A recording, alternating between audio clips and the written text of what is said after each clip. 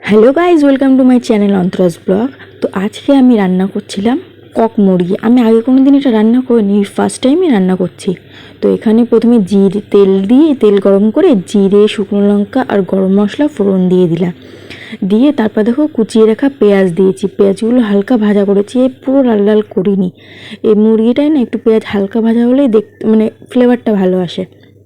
তো হালকা হালকা ভাজা করে নিয়ে এর মধ্যে আস্তে আস্তে আদা, রসুন, তারপর কাঁচা লঙ্কা, শুকনো লঙ্কা, ধনিয়া, জিরে সব মিক্সারে একসাথে বেটে নিয়ে মশলাটা দিয়ে ভালো করে মানে মশলাটা কষিয়ে নেবে। মশলাটা এমনভাবে কষাবে যে উপর থেকে তেল ভেসে আসবে। এই যে উপর থেকে তেল ভেসে আসছে, তো তারপর এর মধ্যে আস্তে আস্তে ওই ছাড়িয়ে রাখা মাংসগুলো দিয়ে দেবে। এই মাংসগুলো অনেকটা দেশি মুরগির মতন, খুব শক্ত। মানে প্রথমে কাটার সময় অত বোঝা যায়নি, বাট একটু কষানোর পরে মাংস কেমন যে শক্ত হয়ে যাচ্ছিলো তা তোমাদের আর বলে বোঝাতে পারবো না।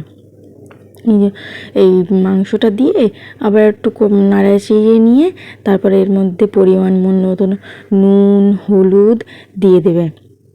আমি এই নুনটা মানে আমি 1 চামচই দিয়েছিলাম, পরে আরেকটু নুন দিয়েছিলাম লাস্টে, তো ওরা আর ক্লিক নেওয়া হয়নি। তো এখানে মাংসটা আমি ঠিক করে কষিয়ে নিচ্ছি। কষিয়ে নেওয়া দেখো, কষিয়ে নিতে নিতে দেখবো মাংস থেকেও তেল বেরিয়ে আসবে। প্রথমে জল বেরোবে, তারপরে তেল। আর এগুলো হলো আমাদের গাছের চুই ঝাল।